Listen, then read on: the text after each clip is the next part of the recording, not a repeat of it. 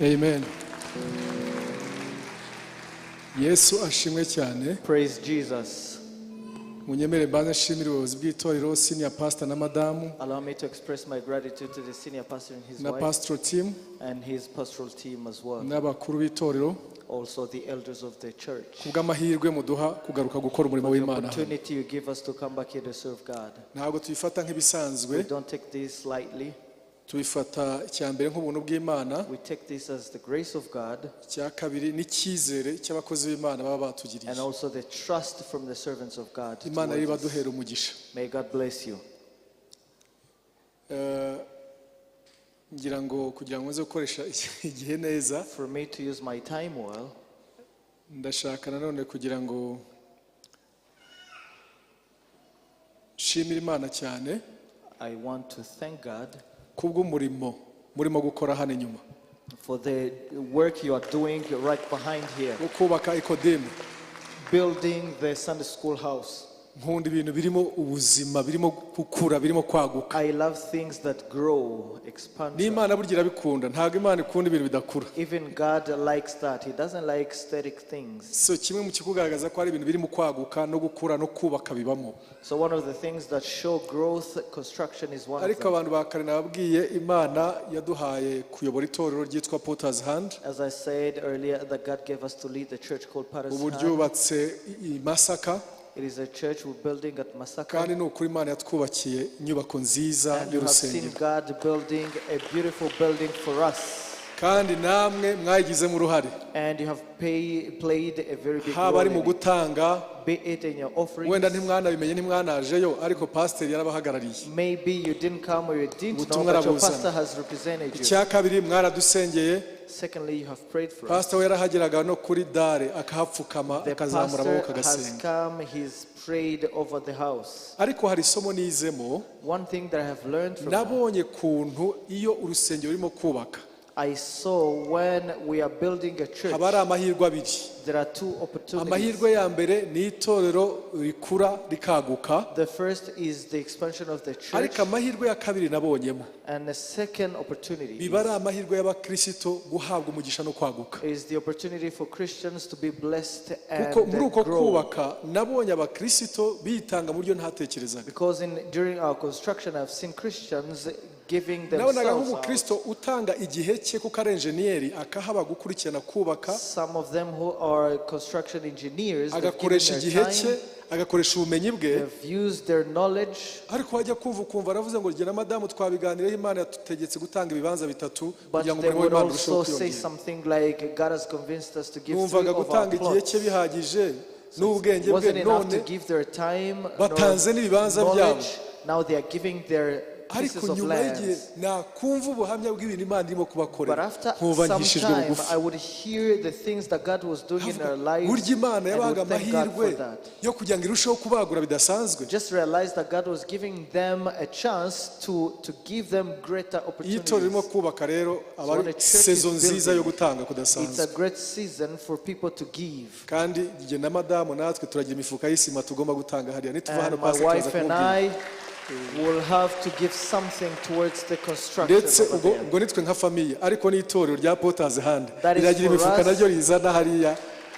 That is for us as a family, but also for us as a church. Potter's Hand will bring something. The reason for this is that I believe that this is a blessed opportunity. To find a place where you can plant a seed. For those that see us for the first time, my wife and I have been together for the past 18 years. And God's blessed us with 6 children. The first 2 are twins and they are in their 11th grade. On and on, and to the last born who is not yet in school. Hallelujah. Hallelujah. Now allow me to say the word we're going to study. Madamu yamaze kudusengera ntabwo ngiye gusubiramo. My wife has already prayed for me. I'm not going to pray again. Twagize umwanya wo kwiga ku ijambo ryitwa ngo kwakira ubwenge bw'Imana. We have taken enough time to study about receiving the wisdom kwakira of ubwenge God. bw'Imana. Bahabaye mu mibyizi rero. Those that were here during the week, mu ncamake twarebye ubwenge icyo ari cyo. briefly we discussed what wisdom is. Tubona ko hari itandukaniro hagati y'ubwenge n'ubumenyi kuko abantu So that there barabyitiranya. is a difference between wisdom and knowledge. Umuntu kuba afite doctora muri medicine cyangwa se Having a medical doctorate, n'ubumenyi uba ufite ku kintu. this is knowledge, medical knowledge that you have. Bitandukanye n'ubwenge. This is different from wisdom. Niyo mpamvu usanga umuntu yarize afite doctora muri conflict management and resolution ariko akananirwa kumvikana na madamu we. That is why you'll find someone who has a doctorate in conflict resolution or conflict Ufite management, but they international can't understand their wife. International conflict management and resolution ariko ikibazo cyawe n'umwana na madamu byanze. You have a doctorate in international conflict management and resolution, but you have a conflict with your wife and son. Bisaba ubwenge bw'Imana It takes God's wisdom. kugira ngo ibyo bibashe kugira neza. Twabonye itandukaniro none hagati y'ubwenge bw'Imana n'ubwenge bw'isi. We have seen a difference between the worldly wisdom and tuza divine no wisdom. kureba ni buryo ki twakira ubwenge. We have also seen how we receive wisdom. Twabonye ko mu gusaba Imana ko yavuga ngo ushaka ubwenge abusaba Imana ibutanga We itimana. saw that you can ask of God because the Bible says ask for wisdom and he will give you wisdom. Ikindi twabonye ko kugira ngo tugire ubwenge kugendera mu kubaha Imana ko ari bwo bwenge. Another thing was to walk in the fear of the Lord that brings Icya wisdom. gatatu twabonye ko Thirdly, inshuti ugira your friends. kuko Bibiliya itwereka ngo ugendana n'abanyabwenge azaba iki umunyabwenge ariko ugenda n'abapfapfa nawe azagira umusaruro wabyo. With the wise you'll be wise, but if you walk with a fool you will look like them. Icya kane tutavuze icyo gihe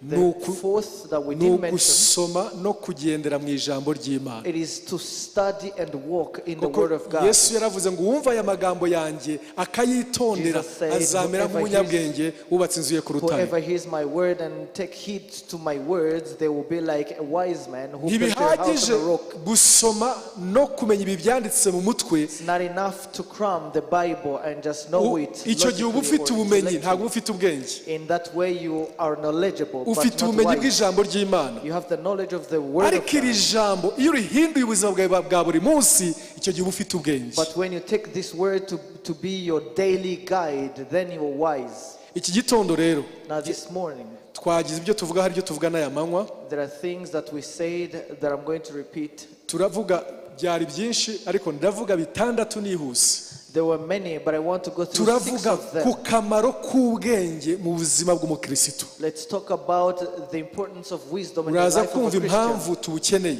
We will see the reason why Umumaro w'ubwenge. we need wisdom. Twabonyeho mu Baefeso ibice 3 umurongo wa 10 We saw that in Ephesians 3:10, ko Bibiliya itwereka ngo Imana yahisemo ko itorero rigereka isi ubwenge bw'Imana bw'uburyo bwinshi. God decided to make the church to show the wisdom to the world. Itorero bundi ni ambasade y'ubwami bw'Imana. Itorero ni ambasade y'ubwami bw'Imana. The church is God's embassy on earth. Bivuze ngo itorero ryagombye kuba a reflection cyangwa irigaragaza ubuzima bw'ubumana. The church should be a reflection of the divine on earth. N'ubwenge bw'Imana rero Imana dore ku bivuga ngo kugira ngo muri iki gihe abatware n'abafite ubushobozi bwo mu ijuru mu buryo bw'umwuka bamenyeshwe n'itorero ubwenge bw'Imana bw'uburyo bwinshi. So nuvuga ngo itorero bavuze ngo ubwenge bw'Imana bw'uburyo bungahe? The wisdom of God. Ephesians 3:10. The wisdom of God in many ways. Ubwenge bw'Imana n'ubw'uburyo bwinshi. The wisdom of God manifests in many ways. Ni nayo mpamvu ari byiza kubirebera muri ubwo buryo. Ese ubwenge bw'Imana bw'uburyo bwinshi bugaragara bute mu buzima bwanjye? That is why it is very important to see how the wisdom bugira of God uwuhe is mumaro expressed ku in buzima my bwanjye? life and what's its importance in my life. Ikintu cya mbere cy'umumaro w'ubwenge bw'Imana. The first thing of the first Wari uzi importance ko of the ubwenge wisdom of God. bw'Imana buzana ubutunzi n'ubukire? Did you know that the wisdom of God brings you wealth? Ubwenge bw'Imana The wisdom of God, buzana ubukire. It brings you wealth. kandi bugatuma n'ubukire bukurushaho gukura mu buzima And bw'umuntu. it will make your wealth grow. We ntujya wibaza impamvu umukristo usanga ari umukristo usenga agasenga n'amaso agatukura ariko agakena. Don't you ever wonder why a Christian who is very prayerful but they are poor? Hariho naho umuntu akena ku buryo yumva ko hari inyatsi zimuriho, agahora aza pastor mu ndambike y'ikiganza, hakaza n'uvuye Zambia akamurambikaho ibiganza, uvuye Kongo akamurambikaho ibiganza, uvuye Zimbabwe akamurambikaho ibiganza, ahasigaye akabangira ngo ibiganza byararangiye, hashakisha ikindi kintu kindambikwaho. Uzi impamvu se? You'll see some people looking for pastors from here and there to pray over them because they cannot keep anything. Imana ni Imana y'amahame. God is a God of principles. Kandi amahame yayo ntasimburana. And his principles do not interchange. Niyo mpamvu abakristo bakeneye kwigishwa amahame y'Imana bakamenya n'uko akora. That is why Christians ought to learn the principles of God and know how they operate. Ihame rimwe ntirisimbura irindi. One principle does not replace the other. Aho bisaba ubwenge ukeneye ubwenge bw'Imana. Where it requires wisdom, you need the wisdom of God. Aho bisaba gutanga ugomba gutanga. Where it requires giving, you need to give. Aho bisaba gusenga ugomba gusenga. Where it requires prayer, you ought to pray. Ntabwo aho bisaba gusenga uhasimbuza gutanga. Where it requires prayer, you don't interchange it with urugero umugabo witwa Simiyoni wari umukonikoni yabonye basengera abantu buzura umwuka wera, afata amafaranga ati nanjye mwumpe kuri iyo mpano, uwo ndambitse ibiganza agiye yakira umwuka wera. Ntabwo babigura. Ibyo si amafaranga akora mu kwakira amavuta y'Imana, si amafaranga bayagura. To pay money to buy the gift of God. It doesn't work like that. Abakozi b'Imana baramubwiye ngo fana ifeza zawe kuko wibwiye ko impano y'Imana igurwa n'iki? N'ifeza. With your money because you wanted to buy the gift of God. Hallelujah. Buri hame rifite umwanya waryo. Nabwiraga abantu bo hambere. Every principle has its own place. Ngo amahame y'Imana ameze nk'ukujya muri farumasi. I said earlier that the principles of God is like you're going to usanga amakarito y'imiti myinshi afite n'amazina atandukanye. When you go to a drug shop, you will find different boxes with different names. Ntabwo ujya muri farumasi wirukanga umutwe ukurya ukava ngo umutwe umere nabi fakuma kiriya kintu kiriya kibox fakuma wese yose si imiti. Ask for any medication and say just give me anything that can heal my headache. Hari umuti uvura igifu, hari umuti uvura umutwe, hari umuti uvura malaria, hari umuti uvura ikiniki. Amahame y'Imana nukakora. Hari ihame kuvana mu bukene, hari kuhame guhesha amavuta, hari ihame kwigisha kwihangana, hari ihame guteza imbere, hari amahame agukuza mu mwuka. Hari amahame. Bwira mugenzi uti hari amahame y'Imana. Just like you can go to a drug shop and pick any medication for your headache, the same way there are principles in the kingdom of God that work towards every other need. Mu Migani 21:20 haravuga ngo Proverbs 21, mu rugo rw'umunyabwenge hari ubutunzi bw'igiciro cyinshi n'amavuta ya elayo, ariko umupfapfa we abipfusha ubusa akabimaraho.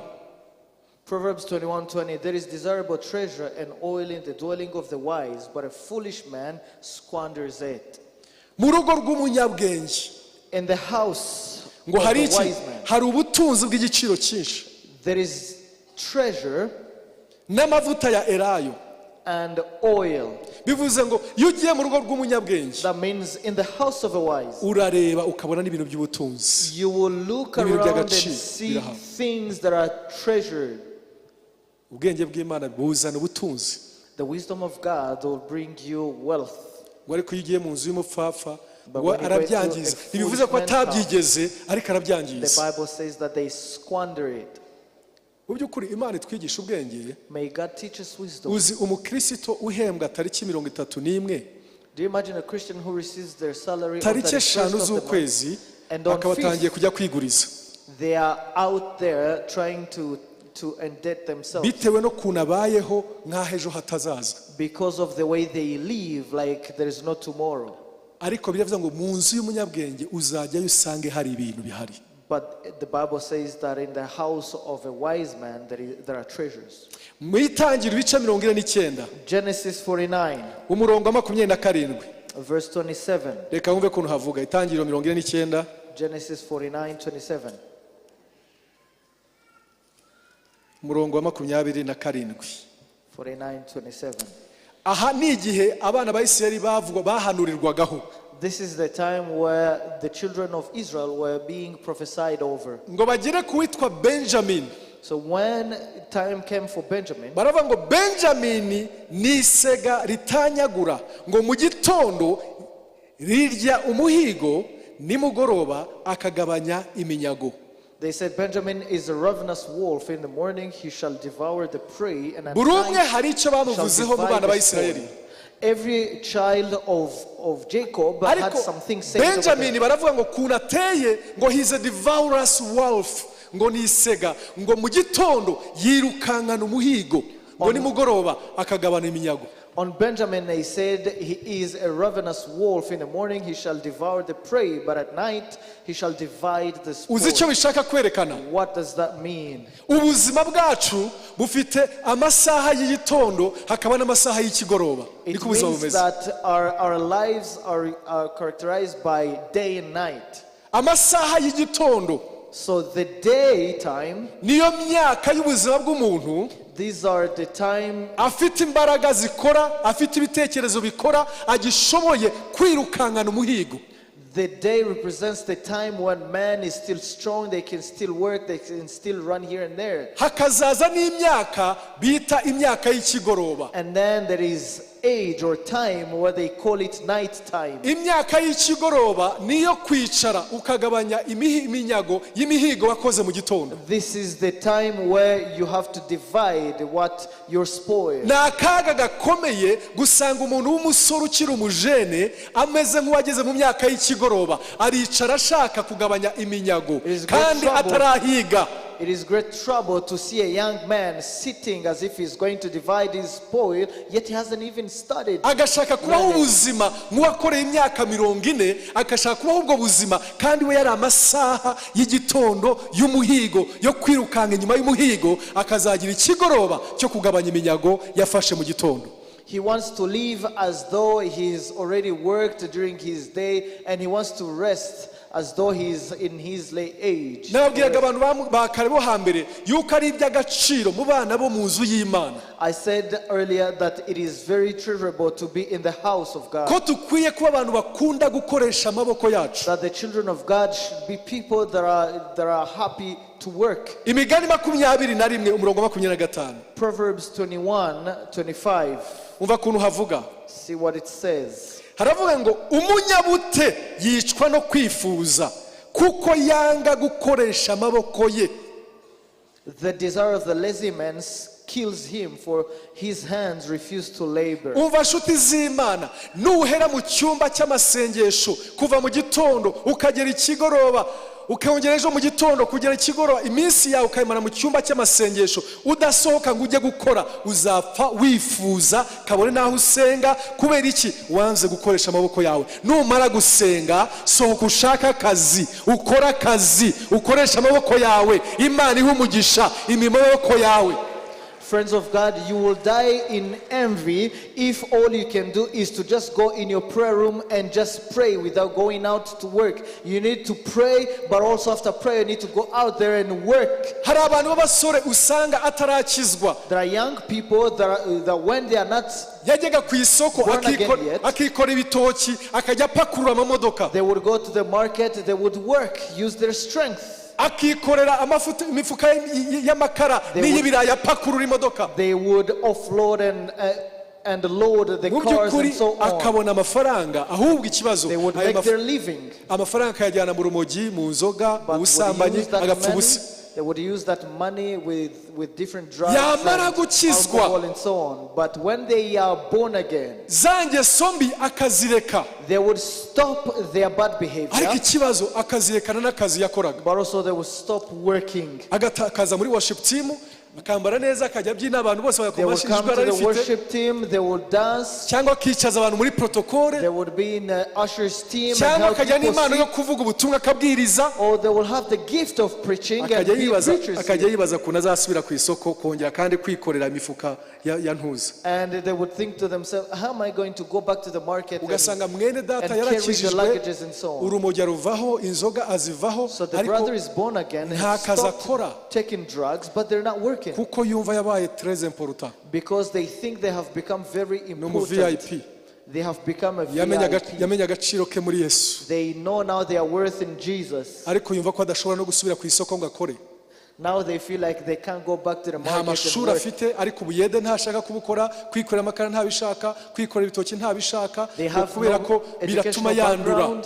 They have no educational background. They can't go back to the market because, umva you know, it makes me nta look kazi dirty. kanduza usebya k'ibyaha gusa There is no dirty job except for sinning. wakwikorera amakara ukikorera ibirayi ukikorera ibijumba n'amasarubeti ukandura You can nimugoroba carry anything ukagenda on your ukiyuhagira ukambara You imyenda look iteye dirty, ipasi you ugafata go bibiliya home, you yawe shower. ukajya mu nzu y'Imana Take your Bible ufite and amafaranga go to the house of ufite God, umwuka wera but wuzuye n'amavuta money y'Imana and filled with the Holy Spirit and the anointing. umva ntugasuzugura akazi Do never despise any work. kandi namwe bene data And you too, brethren. nusanga mwene data ari mu guhereza amatafari If you see a brother can cyangwa yambaye give you some ibisarubeti yikorera bricks ibintu ku isoko or carrying some mukorana umurimo w'Imana things and you are umenye ngo serving with this person hariya at ari the ku market, murimo at church. unamusuzuma ubwira uti akazi keza mwene data When you see them there, greet them.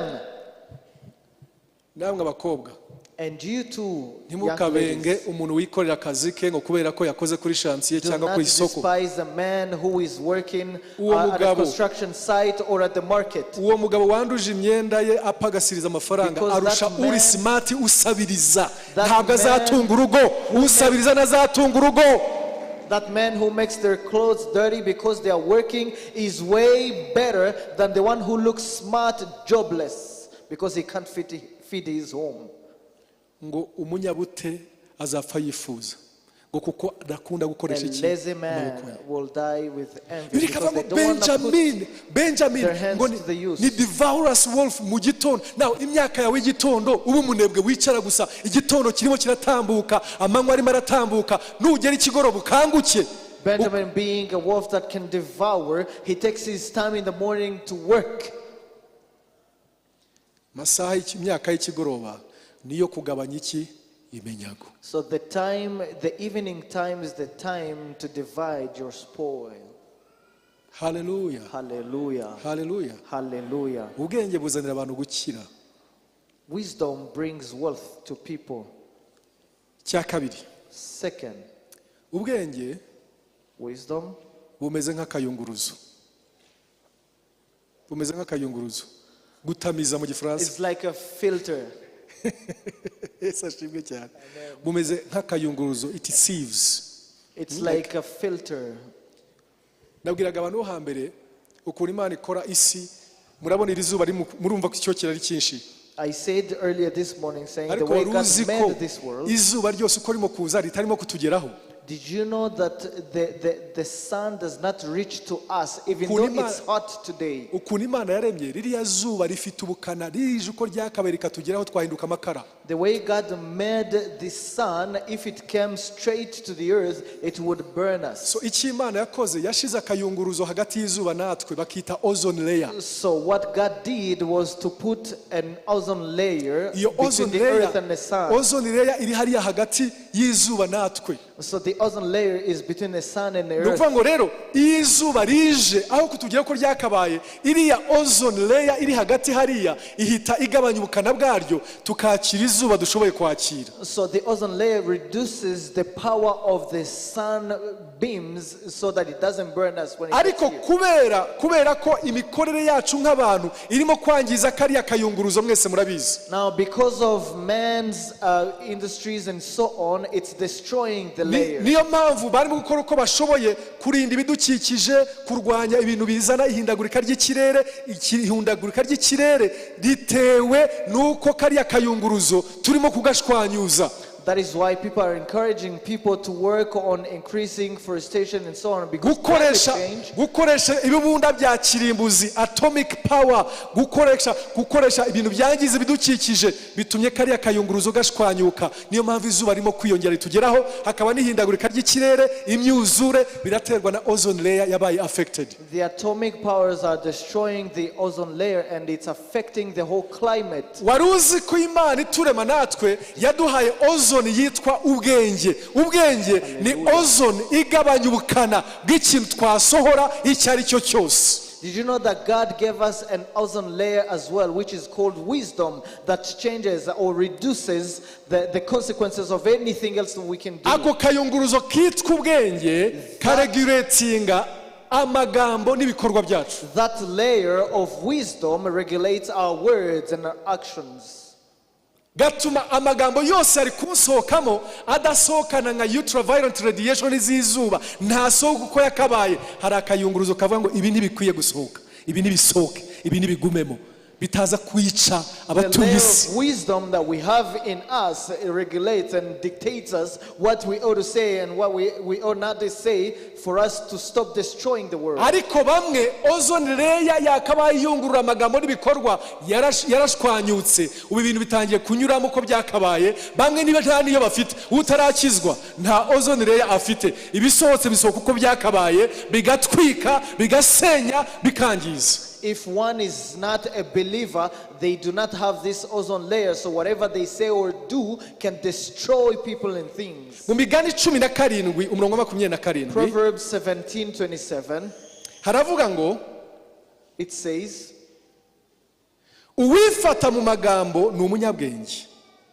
kandi ufite umutima witonze ni umuntu ujijutse. he who has knowledge spares his words, and a man of understanding is of a calm spirit. Umva umurongo ukurikiraho wa 28, ndetse n'umupfapfa yacecetse bagira ngo ni iki? Verse 28 says, even a fool is counted wise when he holds his peace. Ngo wifata muki? Wifata mu magambo ni umunyabwenge. Ubwenge butuma amagambo yose akurimo adasohoka. He who spares his words has wisdom. So Kuko ubwenge ari akayunguruzo. because wisdom will help you Ubwenge filter ni what you ozone say. layer y'akanwa kawe n'umutima wawe. Wisdom is the ozone layer of your words. Ubwenge arakubwira ngo And your heart. ibyo ntubisohore ntibyubaka. Wisdom will tell you, do not say these things. Ibyo They are not ntubivuge. constructive. Ibyo ntubivuge. Don't say that. It's not Abantu rero constructive. benshi bakabeshera ibindi bintu bakavuga ngo yewe genda honete, genda honete rwose, icyo mfite ku mutima cyose ntago nyibika, ndakivuga, ndagutuka ikiba kibi. Akavuga ngo kuko ari honete, mu izina rya honetete yashwanyuje. Ntabwo ari ikibazo cya honetete, nta ozone layer ufite, akayunguruzo kitwa bwenge nta gahari cyangwa se kagiyemo imyenge ku buryo ibisohotse byose bikora iki birasohoka. So some people will, in the name of honesty, will say whatever that comes to their mind. Actually, without regard to your honesty, you're just lacking wisdom.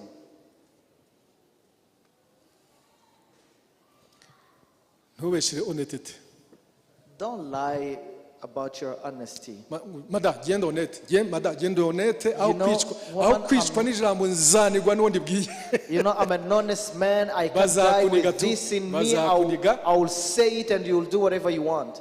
Kandi benshi bazira iki kibazo cyuko nta kayunguruzo, agatangira kugira ngo abantu bose baranyanga, ngo hari amadayimoni abari mu guzi ko amadayimoni yuze ahantu hose baranyanga. Ni ikibazo kimwe gusa, akayunguruzo karacitse. Many people will say, you know, everyone hates me. The real issue is not demons. You do not have the filter. Uzi ko bamwe bananiza gukora muri kampani ngo atindemo, akoramo n'ukwezi kutarajya ngo bamuhembe bakamwirukana, n'ahandi kutarajya bakamwirukana. Ati kavuga ati ngewe ndabizi baziza ko n'umwana w'Imana, banziza ko n'umurokore. Yesu yaravuze ngo bazabanga, ngo kandi babanga ngo muzamenye ko ari banze. Yesu ntibamwangiye ubwenge buke, bamwangiye ibyaha byabo. So one will be in a company and they will be fired before even a month ends, simply because they are lacking wisdom. And then they will just quote scriptures and say they will hate you, they will do this, they will do that. Jesus was not hated for his lack of wisdom. He was hated because of their sins. uko imirasire y'izuba itwika ibintu kabyangiza niko n'amagambo yacu ataregulatinze n'ubwenge arasenya aratwika ararimbura arangiza yica ingo yica ubushuti asenya abana asenya ubuvandimwe asenya itorero asenya societe asenya ibihugu ni mabi ubwenge bw'Imana turabukeneye. Our words lacking wisdom, they destroy families, relationships, countries and so on. We truly need the wisdom of noneho God. abari mu myanya y'ubuyobozi ntukinisha amagambo. Now those that are in leadership uzi ko positions, do not play with words. ijambo rimwe rirasohoka rigatera intambara. Did you know that one word can just intambara ikaba cause yahereye war? ku ijambo rimwe umuntu yavuze atabaze mu bitekerezo by'ijambo yavuga ngo uremere bwaryo. One will say something out of their foolishness and war erupts. vuga ubwenge bw'Imana. Say the wisdom of God. Nakayunguruzo. It is a filter. Riyungurura ibyo tuvuga. It filters what we say. Imigani 14:5. Proverbs 14:15. Proverbs 14:15. turasoma mirongo imwe dusimbuka 15 umurongo wa mbere bavuga ngo gusubizanye neza guhosha uburakari ariko ijambo ribabaza ribyutsa umujinya. The simple believes every word, but the prudent considers well his steps. Kabiri, ururimi rw'abanyabwenge rugaragaza ubuhanga uko bikwiriye ariko akanwa k'abapfafa gasesagura ubupfu. Verse 2. You read it? What chapter? Imigani 15 umurongo wa kabiri niho dusomye.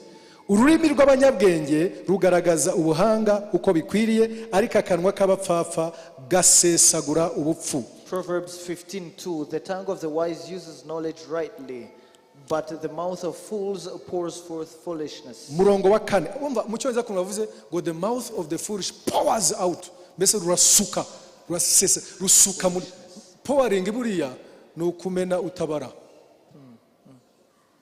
Power kumena cuncumura ni ugucuncumura ariko uzi gucuncumura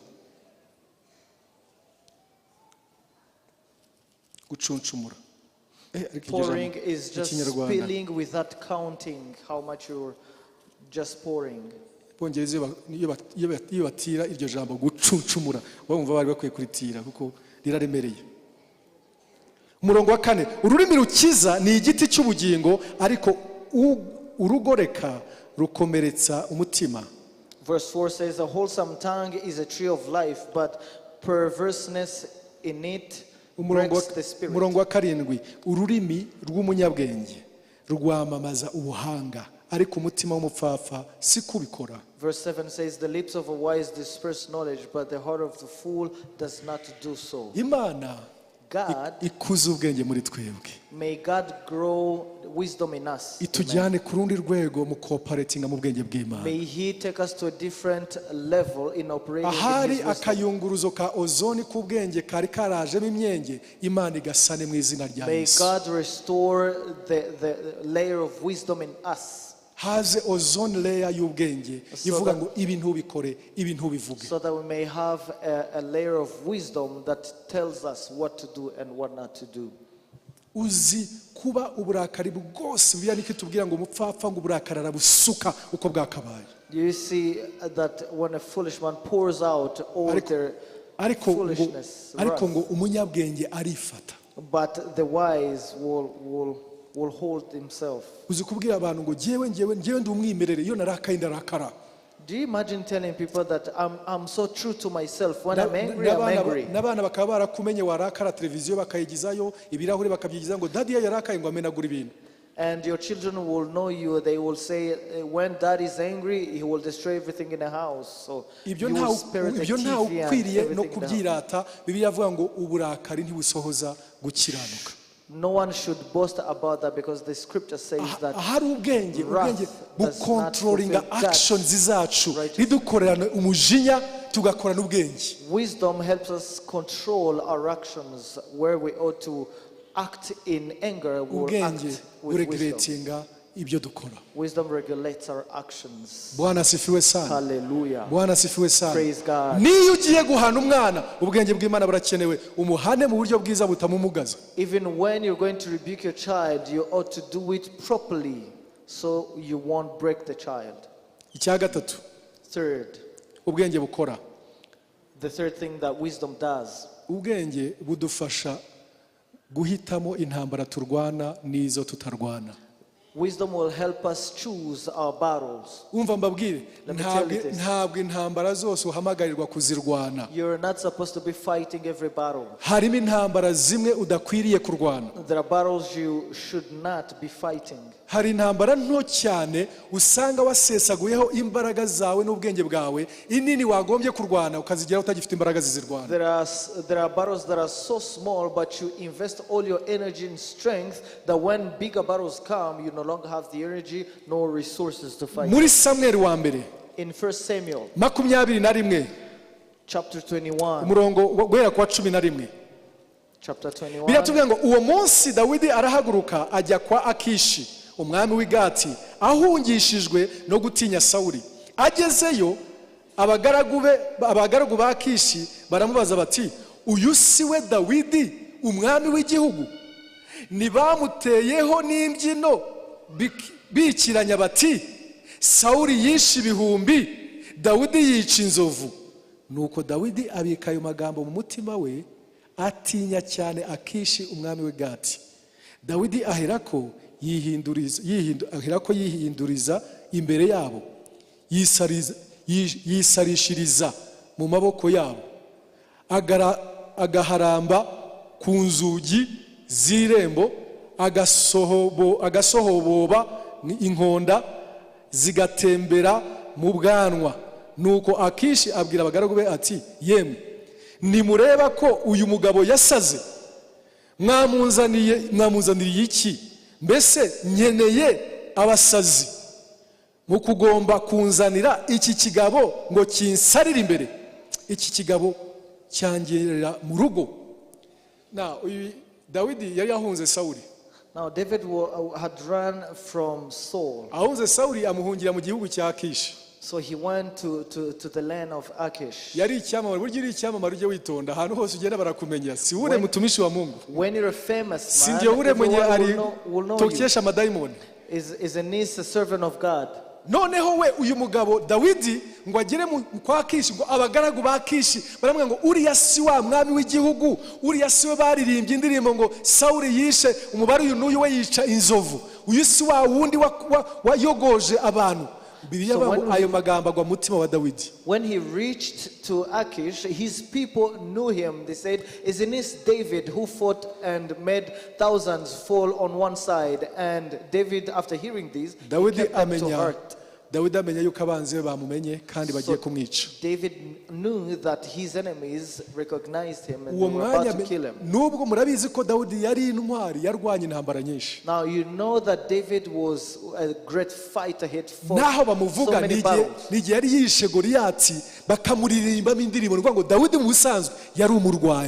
So this is the place where he had killed Goliath, and he was really a big fighter.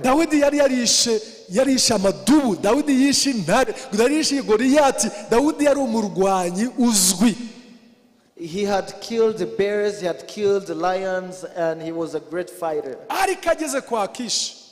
But when he got to Akish, he said, if I tried to fight here, they would kill me. They might kill me, yet I still have a kingdom to rule over. And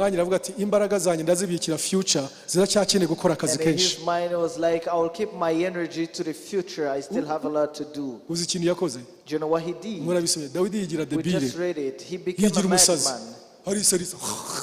He became a madman. Throwing saliva into his beard. So he started to scratch on the wall. He started to let saliva go down to his beard. Now he's in the hand of those that have apprehended him. And the king Akish saw him and said, why would you bring a madman to me? Do you think we don't have madmen in this land that you may bring me another one? Said, I don't need this one. Take him out. So they let him go. So David walked ageze away. imbere hariya ariruka. When he went far from their sight, he ran. Umva, Dawidi ni umunyabwenge, ntabwo yari umusazi. See, David was smart, he was wise, he yari was azi ko not hari intambara foolish. zikomeye ziri imbere ye, ntabwo rero rwamba agiye He kurwana had rwonyine. many battles to fight. Ariko uzi ko twebwe hari intambara turwanya tutari kurwana. But for us, there are battles we fight yet buri we kantu kose were not karazana supposed to. intonganya, buri kantu kose madamu yasize no kamambiri utariko uteye ute ikamambiri nk'ubu yagomye kubiraha ikabiraha ngaha sinzi wowe wiva ko afite na maîtrise itamenya ko kamambiri zijya intambara irarose biraciza kamambiri iteye intambara mu rugo. Now you will have a fight with your wife saying, oh, these slippers should not be here, they should be here. Kandi But you ubwo have a master's. Why do you have a master's where you hari cannot even intambara zikomeye put the slippers zibategereje. where they ought to be? Yet there are greater battles that are ahead of you. ngo ahantu intebe yarebye uyu munsi, intebe ngo ubusanzwe ireba inaha, none bayirebesheje aha ngaha. Ubu iyi ntebe ireba muri east gute ko yagomye kubireba muri west? Ubu koko nta nubwo wize ibintu bya organisation kujya kukananirwa n'intebe, intebe igateza imvururu bigacika mu rugo n'abana urugo rwose rukayogozwa intebe, direction y'intebe. Hari izindi One ntambara changes the zibagoye. position of a chair in the house. He said the chair should be looking in the west, but you made it look in the east, and then the fight erupts from Ariko ubwenge the chair. bw'Imana But the wisdom of God, hari aho kubwira ngo iyi ntambara ntuyirwane, it will tell you, don't fight this iyi battle. ntambara ntuyirwane. Don't fight this battle. Hari n'abantu baza Satana bashizemo ikintu cyo gushaka guteza intambara n'impagarara ngo uvurungane, bagavuga amagambo yo provoka There are mutangire people ugira that gutya. Satan will use, and they will use a language that will provoke quarrel in you. Ubwenge akavuga ngo ibyo use nkaho utanabyumvise, And wisdom will be like, do as if you didn't hear it. bakavuga ko None iki of kigabo those. ni kizima, ntabwo ari debile. Ubu ntiyumvise ko ibintu namubwiye ntacyo byamubwiye, nta nubwo yarakaye. And then, and then it will be like, is this Actually- man really okay? Can Actually- they even show they're mad? Ariko reka mbabwire n'abagabo n'abagore, Actually, let me tell you this, mu bagabo spouses. hari amagambo amwe kwirengagiza. Now, men, there are words you should be ignoring. Hari now. igihe umugore aba yarakaye agashaka kugira ngo agire akagambo kavuga kugira ngo nawe wumve ko yababaye nyine Sometimes your wife urakare, is, kandi ubwo ari is kugira ngo angry and positive she na will say negative something. bikubitane hanyuma ibintu bicike, hanyuma we ugasanga utabyumvise. sometimes she will say something and you did not Usa understand. nk'utabyumvise si ukuvuga ngo wabiciye amazi, You will do as if you didn't hear that. ukirinda ko byakurakaza ngo mutangire intambara itari ngombwa. It's not that you are ignoring her, but you do Hari not n'ibyo want to umugabo react yabwira to the umugore words. bigamije kugira ngo umugore mutere uburakari, ariko ibyo bintu ubwenge bw'Imana akavuga ngo icyo There are words ni that a toto. man will say, Mufite urugendo provoke rurerure his mufite wife kugendana, to anger. mufite imishinga myinshi mugomba gukora, But the wisdom of God mufite will be like, amazu you have amadeni plans, mugomba gukemura, you have mufite abana debts to mugomba pay, kwigisha, you have children to mufite educate, future, mufite there umurimo is a mugomba future gukora. ahead of you, there is Aka work to be gatambara done. gatoya kabateza umwanya n'imbaraga Don't zawe. make this Ubwenge a point akubwira to intambara ugomba guha disorient. imbaraga n'izo utagomba guha imbaraga. Wisdom will instruct you where to put your focus Ariko in nanone the battle. ubwenge akubwira intambara utagomba kwirengagiza, But also wisdom will instruct you what battles you should not kuko ignore. hari igihe twita ku zitari ngombwa kandi ziri ngombwa ntituziteho. Because sometimes we will just look at what's Ariko ubwenge atubwira not icyiza mbere, important and ignore what's important. ubwenge atubwira icyo tugomba guha priority yacu. Wisdom will instruct us what we should prioritize. Ikintu cya kane, Fourth, ubwenge budufasha kubona ikibi kigiye kutubaho hakiri kare. wisdom will show us the evil that's ahead of us. Imigani 22 Proverbs 22. murongo wa 3. Proverbs 22 verse 3. Haravuga ngo umunyamakenga iyo abonye ibibi bije arabyikinga, ariko umuswa arakomeza akabijyamo akababazwa nabyo. A prudent man foresees evil and hides himself, but the simple pass on and are punished. Ni nk'ibyo navugagaho mu kanya. Ubwenge arakubwira ati rero iyi discussion itangiye ahigana igiye kubashwanyuriza This is ubusa. what we just said. Wisdom will tell you this conversation is going to destroy you. Ntushake kuyikuririza cyane itakujyana ahantu igiye kukumenagura agahanga. Don't try to follow up on it because it will take you to a place where it's going to destroy you. hari ibintu usanga bisa nk'amahirwe ariko inyuma yabyo ari umugambi wa Satani. There are things that look like opportunities, yet behind them it's the plan of wifitiye amafaranga the enemy. wegeranyije ya pension yawe cyangwa wapangaga umushinga hagakonkobo ku muntu yakakubwira ati mbonye deal wa muntu we, mbonye deal yizahaba ahantu kandi miliyoni 5 ziravamo 25 mu cyumweru kimwe. And you will have saved some money for your retirement, and one man comes from nowhere and they'll be like, there is akanakubwira ati a gold gira vuba vuba deal. bataradutwara Invest deal, 5M, you will gira make 25 deal in 1 week. itaraducika. And they will push you saying, oh, be fast, we don't want to miss out on this deal. ugahita ufata ibyawe ugashira muri ya deal. You will ukaza take gusanga all wa that muntu you have and yari put in the deal. yari umwescrow nta deal yari ihari. And then they will be like, this was a scammer. There is no deal in here.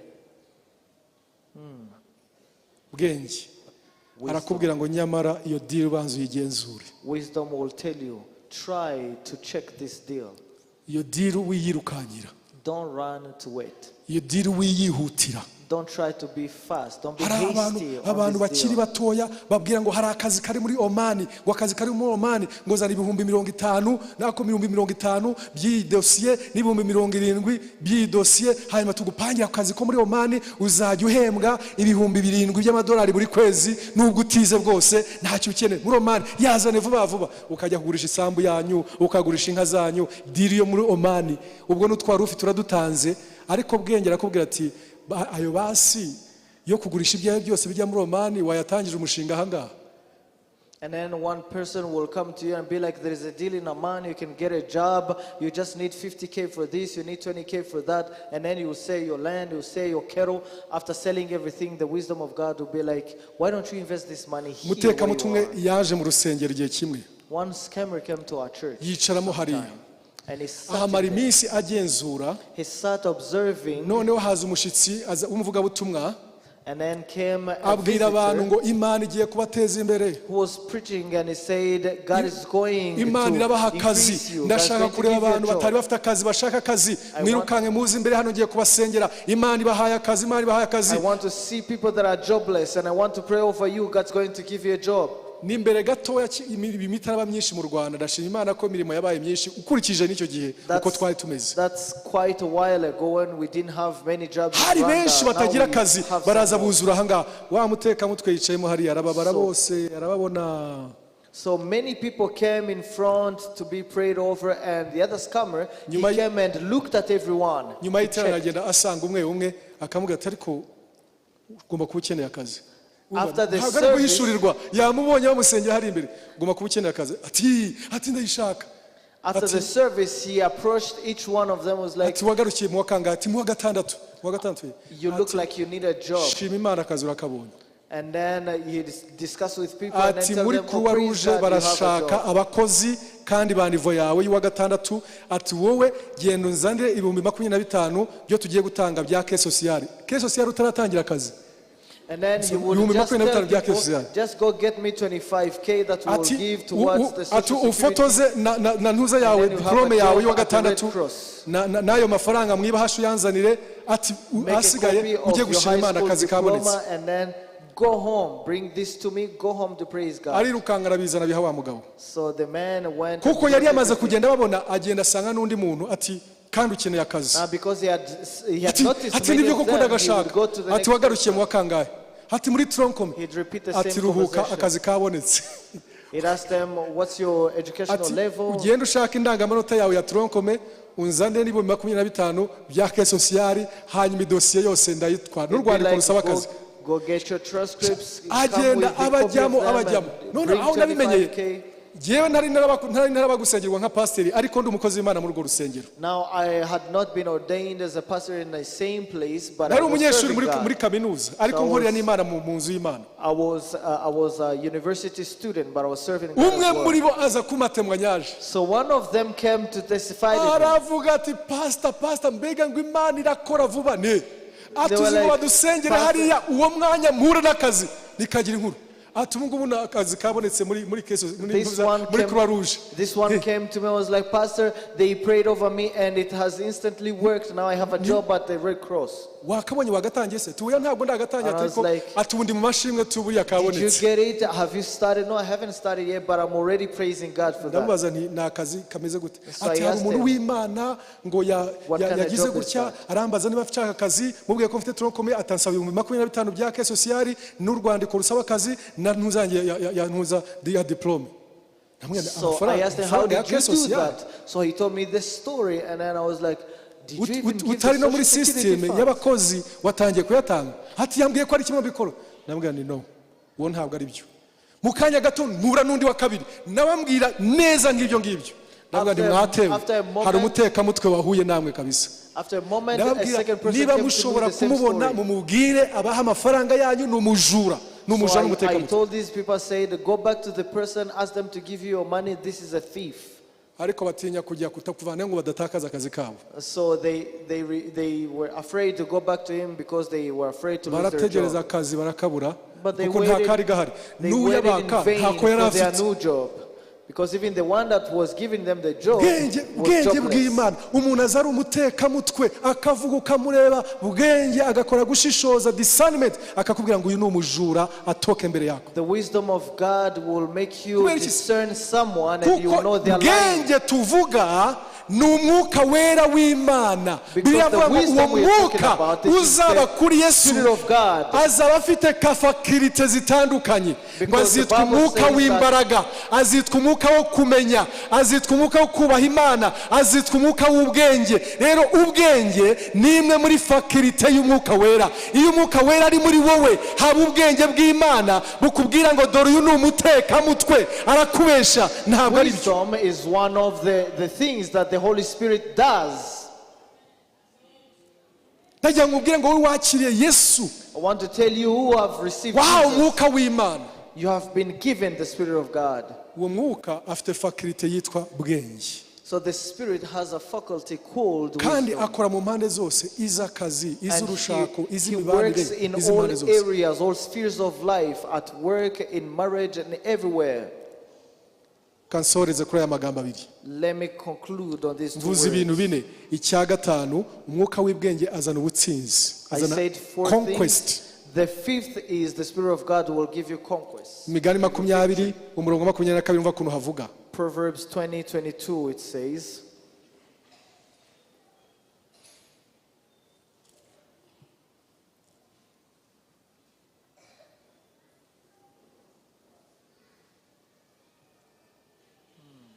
Sorry nashaka kuvuga tujye kumubwiriza Ecclesiastes. Ecclesiastes instead of Proverbs. Let's read Ibice 10 umurongo wa Ecclesiastes.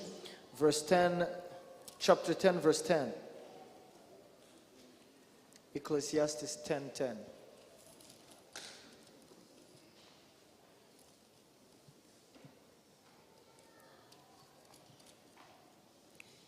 Iyo usomye icyo gice cya 10 cy'umubwiriza, When you read the whole chapter of Ecclesiastes, umutwe w'ayo magambo uravuga ngo ubwenge n'ubupfu uko bimeze. it talks about wisdom and death. Umurongo wa 2 ku gice cya 10 uravuga ngo umutima w'umunyabwenge Verse 2 in chapter 10 it says, uri iburyo bwe ariko umutima w'umupfapfa uri ibumoso it says, a wise man's heart is at his right hand, but a fool's heart is at ariko his kandi left. iyo umupfapfa ari mu nzira ubwenge buramucika. Even when a fool walks along the way, he lacks wisdom. Umuntu wese abonye akamwita umupfu. And he shows everyone that he is a fool. Muruka dusimbuke tujye ku murongo wa 10. Let's jump on verse 10. Intorezo iyo igimbye nyirayo ntayityaze aba akwiriye kuyongera amaboko. If the axe is dull and one does not sharpen the edge, then he must Ariko use more strength. ubwenge bugira akamaro ko kuyobora. But wisdom brings success. Amen. Intorezo murayizi? Do you know what the axe Mu is? yandi magambo bayita ishoka, ubundi bakayita indyabiti, ubundi bakayita iki? Niyo bakoresha kugira gutema ibiti. The axe is used Intorezo to, igimbye bisaba imbaraga nyinshi kugira ngo uteme igiti kagira n'ibikota. To cut down trees. When it's dull, then you need to increase strength. Ariko intorezo ityajwe ikorohereza akazi. But when it's sharp, it will make it easy for you in the job. Rero nshuti z'Imana, now friends of God, ahatari ubwenge umuntu akoresha imbaraga nyinshi hakaba umusaruro mukeya. Where there is no wisdom, you will lose too much strength and there will be little ariko ahari ubwenge ukoresha imbaraga nke ukabona umusaruro mwinshi. Wisdom, you will use little strength but great success. Yesu ashimwe cyane. Praise Jesus. Yesu ashimwe cyane. Praise Jesus. Ubwenge bw'Imana turabukeneye. We need the wisdom of God. Dukeneye ubwenge bw'Imana mu buzima bwacu bwa buri munsi. We need the wisdom of God. Dukeneye ubwenge bw'Imana mu kazi, mu kubana n'abantu, mu kurera abana bacu, mu kubana n'abo twashakanye, mu kuyobora ibigo dukora mu murimo w'Imana. Dukeneye ubwenge bw'Imana buri munsi, buri munsi. Mumfashe duhaguruke hamwe twese. Please allow me to stand together.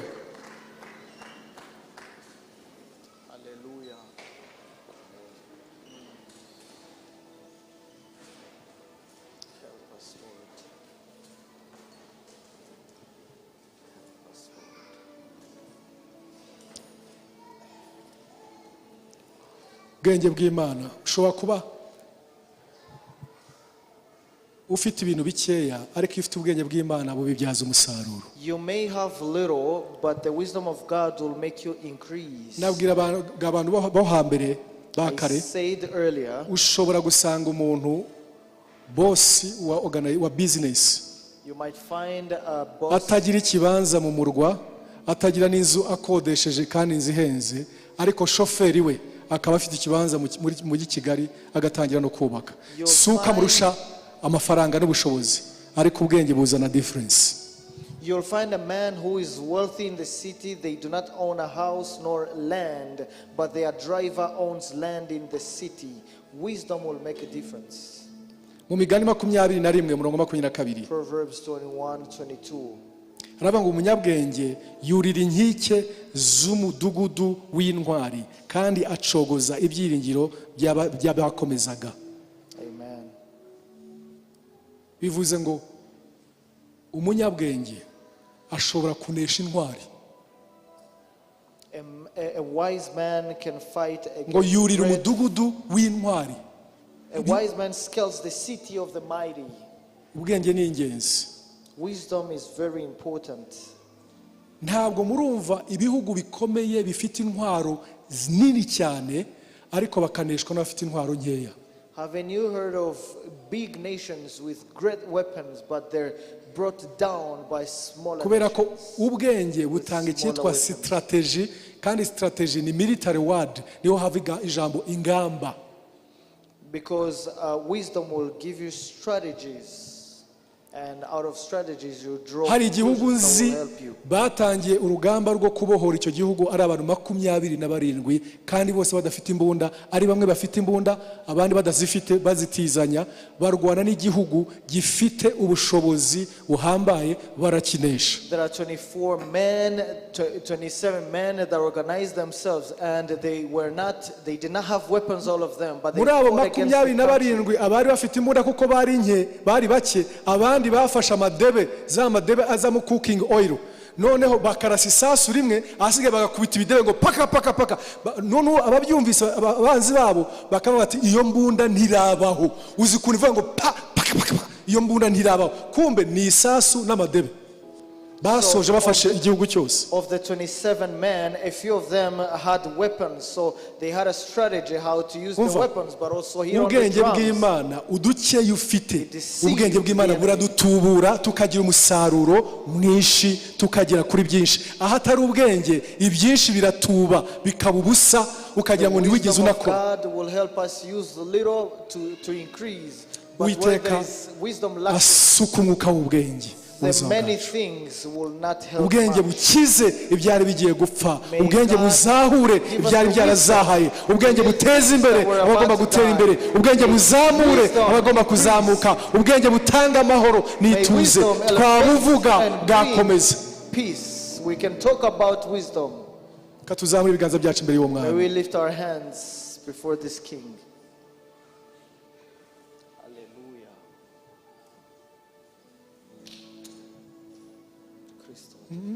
dore nambaye ubusa ndakwinginze unyambike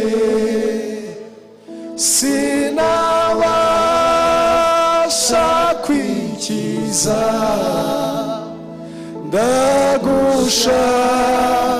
ndagushakaho ubuntu unyuhagire ibyaha mutabazi negupfa. Reka tumubwire ngo dore nambaye ubusa ndakwinginze. Tell him that we are naked and we need him to clothe us. Yubusa ndakwinginze unyambike sinabasha kwikiza ndagushakaho ubuntu unyuhagire ibyaha mutabazi negupfa.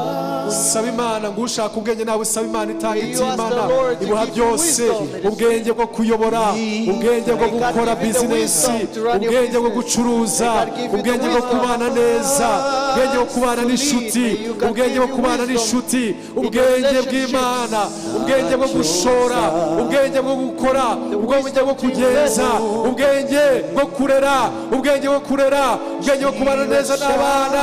Ori bakoseketerea ndakwinginze Mana, wasabye ubwenge ni Salomo yarabusabye urabumuha. Dukeneye ubwenge mu buzima bwacu bwa buri munsi, dukeneye ubwenge kumenya icyo tugomba gukora gikwiriye, dukeneye ubwenge mu buzima bwacu, dukeneye ubwenge mu mikorere yacu, dukeneye ubwenge Mwami, ubwenge bwawe buduhe Mwami mu kuyobora ingo zacu, mu kurera abana bacu, mu kujya inama, mu gukora akazi kacu, mu mahitamo ya buri munsi. Reka Mwami Mana ubwenge bwawe ubane natwe Mwami, ubwenge bwawe ku buzima bwacu turabukeneye Mwami buri munsi. Hallelujah, hallelujah.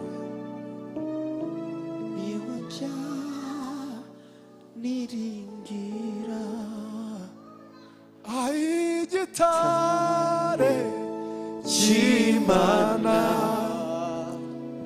reka ngukungireho kubw'imbabazi zawe kera waramenewe na n'ubu wihishemo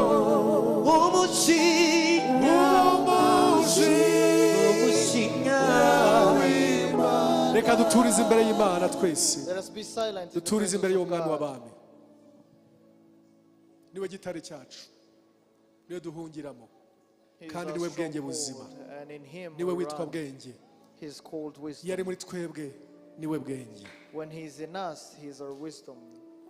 Ushobora kuvuga amagambo nk'aya You can say like this ugasanga hari ibyo wishe kubera kutagendeye mu bwenge bw'Imana. And maybe you went wrong because you did not walk according to God's wisdom. Ntirirarenga, It is not too late. ntirirarenga. It is not too late. Iyo Imana izanye ijambo ryayo, When God brings His riba word, rifite ibyo ryakiza, there are things that riba He can rifite ibyo heal. ryazahura. There are things that He can bring Hera aho up. ngaho ukomereze mu bwenge Start with bw'Imana. that and keep going.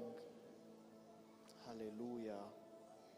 Niba hari umubano wapfuye kubera kutakoreye mu bwenge, If there is a relationship that went down because you did not operate in wisdom, uracyashobora kuwuzahura. you can still restore it. Niba hari abo wakomerekeje ari abana bawe, ari If umudamu there wawe, are ari people umugabo you wawe, wounded, be it your spouse or your children, haracyari ubuntu ko wasubirayo ugasaba imbabazi. there is still grace that you can go Ubwenge back and butwigisha ask gusaba for imbabazi tugasana ibyo forgiveness. twangije. Wisdom will help Ubwenge us. butwigisha gusaba imbabazi ask for tukongera forgiveness. gusana ibyangiritse. Wisdom will help us say Ubwenge butwigisha sorry guca and bugufi restore tukemera what we amakosa ayo twakoze mu destroyed. kutamenya. Wisdom will give us to be humble and go repair our mistakes. Hallelujah.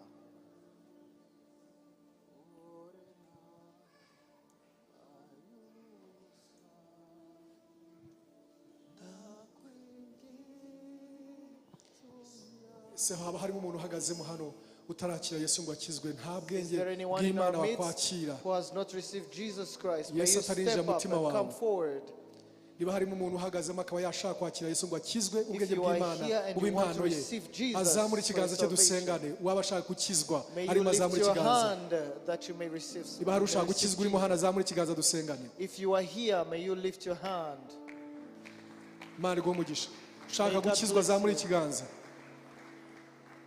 Imana iguhe umugisha May God reka mbasaba bless you. protocol mafasha abo bantu baze hano imbere bashaka gukizwa baze bahagarara aho ngaho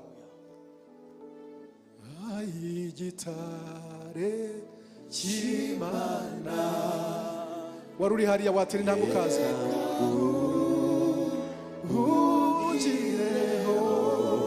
kandi abasaba ntihagire ugenda twakira abakizwa ni umugisha mu ijuru uyu muntu umwe yihanye mu ijuru impundu ziravuga abafete mu ijuru dufatanye n'ijuru gushimira Imana dushimira Imana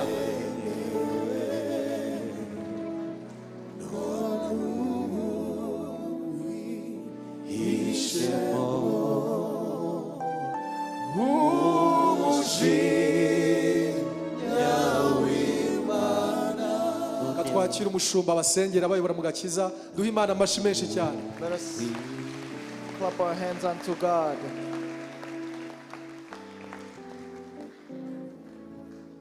Reka dusabe mwe mwaje hano imbere ndagira ngo bavuga ubutumwa muze mubafata ku bitugu murasubira muri aya magambo muvuga ngo mwami Yesu uyu munsi wa none numvise ijambo ryawe nafashe icyemezo cyo kukwakira kugira ngo umbere umukiza umbere n'umwami ijambo ryawe riravuga ngo umuntu niyizeza umutima we ko Yesu ari umwana w'Imana yapfuye azira ibyaha bye akabyatuza akanwa azakizwa rero uyu munsi ndabyizeye mu mutima wanjye ko Yesu ari umwana w'Imana yapfuye azira ibyaha byanjye byatuje akanwa maze nakire gukizwa urakoze kunakiriye ko umwana wawe unyandukuriye mu gitabo cy'urupfu unyanditse mu gitabo cy'ubugingo